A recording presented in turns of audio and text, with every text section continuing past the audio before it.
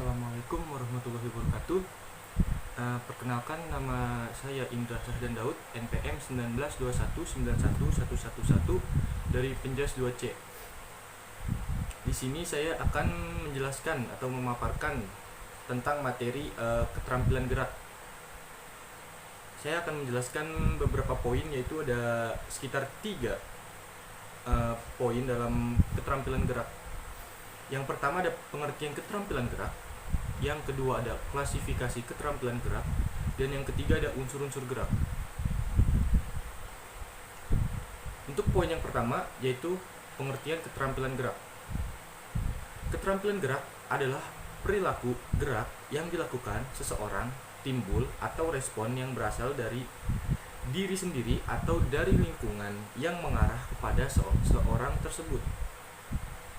Menurut Lutan 1988, keterampilan gerak dapat diklasifikasikan sebagai berikut. Yang pertama, keterampilan kasar gross skill dan keterampilan halus fine skill. Perbedaan keterampilan ini adalah pada ukuran besar otot yang terlibat, jumlah tenaga yang dikeluarkan, atau lebarnya ruang yang digunakan untuk melaksanakan gerakannya. Keterampilan kasar lebih membutuhkan pengorganisasian otot-otot besar disertai pengarahan tenaga yang banyak. Sedangkan keterampilan halus lebih mempergunakan otot-otot kecil dan sering membutuhkan kecermatan dan koordinasi mata dan tangan. Yang kedua, keterampilan diskrit disertai dengan continuous. Keterampilan diskrit adalah segala keterampilan yang dapat dikenal saat permulaannya dan saat berakhir. Keterampilan serial adalah aksi diskrit menjadi satu, sedangkan keterampilan continuous tidak mengenal saat mulai dan berakhir. Klasifikasi gerak ini cenderung ditinjau dari gejala penampilannya. Yang ketiga ada keterampilan terbuka, open skill, dan keterampilan tertutup, closed skill. Penggolongan keterampilan ini berdasarkan seberapa jauh lingkungan dapat diprediksi selama peragaan gerak. Keterampilan terbuka adalah keterampilan di mana lingkungan selalu berubah-ubah atau sukar diprediksi, sehingga si pelaku tidak dapat merencanakan secara efektif respon yang serasi. Sedangkan keterampilan tertutup adalah keterampilan di mana faktor lingkungan dapat diprediksi. Poin yang kedua yaitu tentang klasifikasi keterampilan gerak.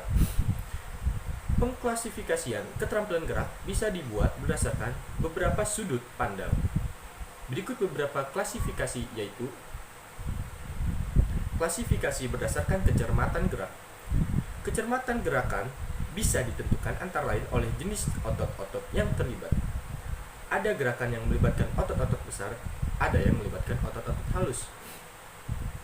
Keterampilan gerak dapat dikategorikan menjadi 2, yaitu keterampilan gerak agal, gross motor skills, adalah gerakan yang di dalam pelaksanaannya melibatkan otot-otot besar sebagai basis utama. Diperlukan keterlibatan bagian-bagian tubuh secara keseluruhan. Yang kedua ada keterampilan gerak halus, fine motor skills, adalah gerakan yang di dalam pelaksanaannya melibatkan otot-otot halus sebagai utama gerakan, melibatkan sebagian dari anggota badan yang digerakkan oleh anggota badan yang digerakkan oleh otot-otot halus. Klasifikasi yang kedua berdasarkan perbedaan titik awal dan titik akhir. Keterampilan gerak bisa dibedakan menjadi 3 kategori, yaitu keterampilan gerak diskrit atau discrete motor skills adalah keterampilan gerak di mana dalam pelaksanaannya bisa dibedakan secara jelas titik awal dan titik akhir dari gerakan. Contohnya, mengguling 1 kali ke depan. Keterampilan gerak serial motor skills, adalah keterampilan gerak diskrit yang dilakukan beberapa kali secara berlanjut. Contohnya, berguling ke depan beberapa kali. Keterampilan gerak continue atau continuous motor skills, keterampilan gerak yang tidak bisa dengan mudah ditandai titik awal atau titik akhir dari gerakannya. Contoh keterampilan gerak bermain tenis atau permainan olahraga lain. Klasifikasi yang ketiga berdasarkan stabilitas lingkungan. Gerakan keterampilan bisa dikategorikan menjadi dua, yaitu keterampilan tertutup closed skill adalah keterampilan gerak di mana pelaksanaannya terjadi pada kondisi lingkungan yang tidak berubah dan stimulus gerakannya timbul dari dalam diri si pelaku sendiri. Contoh gerakan mengguling pada senam lantai. Keterampilan terbuka atau open skills adalah keterampilan gerak di mana dalam pelaksanaannya terjadi pada kondisi lingkungan yang berubah-ubah. Pelaku bergerak menyesuaikan dengan stimulus yang timbul dari lingkungannya. Perubahan kondisi lingkungan bisa bersifat bersifat temporal dan bisa bersifat spasial. Contoh gerakan memukul bola yang dilambungkan. Poin yang ketiga dari materi ini yaitu unsur-unsur gerak. Seseorang memiliki gerak terampil adalah seseorang yang mampu melakukan gerakan secara efisien dan benar secara mekanis. Agar seseorang bisa memiliki keterampilan gerak yang baik, diperlukan proses belajar dan berlatih dalam jangka waktu yang relatif lama.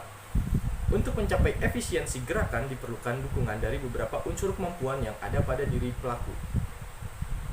Yang perlu mendukung agar gerakan menjadi terampil atau menjadi efisien bukan hanya kemampuan fisik, tetapi juga kemampuan emosional. Antara ketiga kemampuan tersebut saling berkaitan di dalam membentuk efisiensi gerak. Mengenai berbagai unsur kemampuan atau kondisi yang diperlukan untuk mendukung gerakan yang efisien, yang di dalam fungsi-fungsi fisik, mental, dan emosional bisa dijelaskan sebagai berikut. Yang pertama ada unsur kemampuan fisik. Fisik merupakan sarana utama yang merupakan gerakan. Kondisi fisik yang baik akan menghasilkan gerakan yang efisien. Macam-macam kemampuan fisik. Yang pertama, kecepatan reaksi berperan dalam gerakan di mana respon gerak harus dilakukan sesegera mungkin setelah ada stimulus. Misalnya dalam start lari cepat. Yang kedua ada kekuatan. Kekuatan sangat diperlukan dalam melakukan gerakan-gerakan yang memerlukan gaya fisik yang besar. Dalam berbagai macam gerakan olahraga, banyak yang memerlukan gaya fisik yang besar untuk melakukannya dengan baik. Ketahanan. Ketahanan fisik sangat berperan dalam melakukan gerakan dalam jangka waktu lama. Dalam kegiatan olahraga, banyak gerakan yang harus dilakukan berulang-ulang dalam jangka waktu yang lama. Misalnya sepak bola yang harus bertahan hingga 2 kali 45 menit. Kecepatan.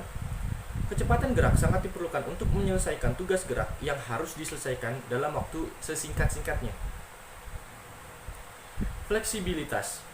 Fleksibilitas sangat diperlukan dalam menyelesaikan tugas gerak di mana gerakannya memerlukan keluasan agar persendian atau perlu pemaksaan agar gerak persendian. Gerakan-gerakan di dalam olahraga yang memerlukan fleksibilitas adalah gimnastik, judo, dan gulat. Ketajaman indera.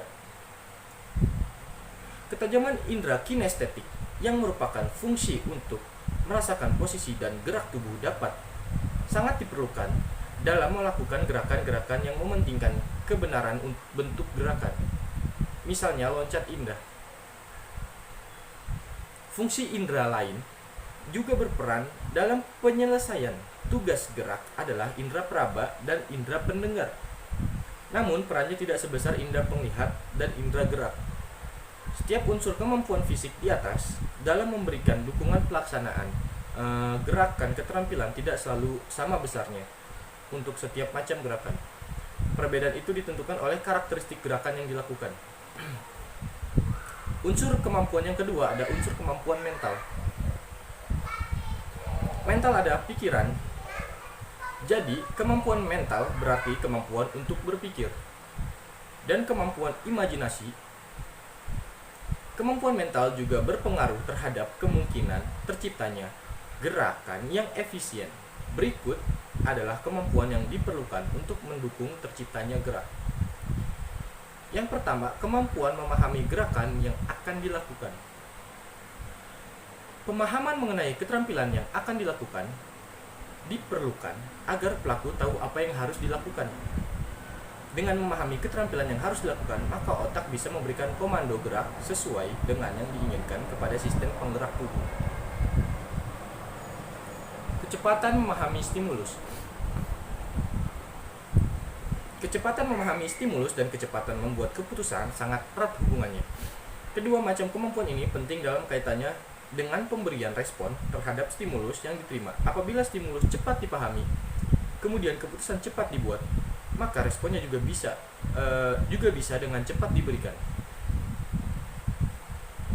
Kemampuan memahami hubungan spasial adalah kemampuan untuk mentaksir jarak antara suatu objek dengan dirinya atau suatu objek dengan objek lain. Yang keempat, ada kemampuan menilai irama. Kemampuan menilai irama meliputi unsur menilai lamanya waktu dan menilai intensitas. Kemampuan ini sangat penting dalam gerakan-gerakan ritmik atau berirama. Kemampuan mengingat gerakan lampau. Mengingat di sini dimaksud bukan hanya mengingat dari segi pikir saja, tetapi juga dalam geraja atau kinestetik memori, yaitu kemampuan melakukan kembali gerakan yang pernah bisa dilakukan. Dengan pengertian ini menjadi lebih jelas bahwa kemampuan mengingat gerakan adalah penting karena keterampilan gerak terbentuk dari berbagai unsur kemampuan gerak yang diperlukan yang perlu dikuasai sebelumnya. Kemampuan memahami mekanika gerakan. Dengan memahami bentuk-bentuk gerakan yang benar, maka otak bisa memberikan komando gerak kepada sistem penggerak tubuh untuk melakukan gerakan-gerakan dengan bentuk yang benar. Kemampuan berkonsentrasi. Kemampuan berkonsentrasi sangat penting dalam pelaksanaan keterampilan yang memerlukan keseriusan, kecermatan, pengarahan, seluruh daya yang dimiliki. Mungkin cukup sekian dari saya untuk materi keterampilan gerak pada mata kuliah teori belajar mengajar motorik. Kurang lebihnya mohon maaf. Wabillahi taufiq wal hidayah. Wassalamualaikum warahmatullahi wabarakatuh.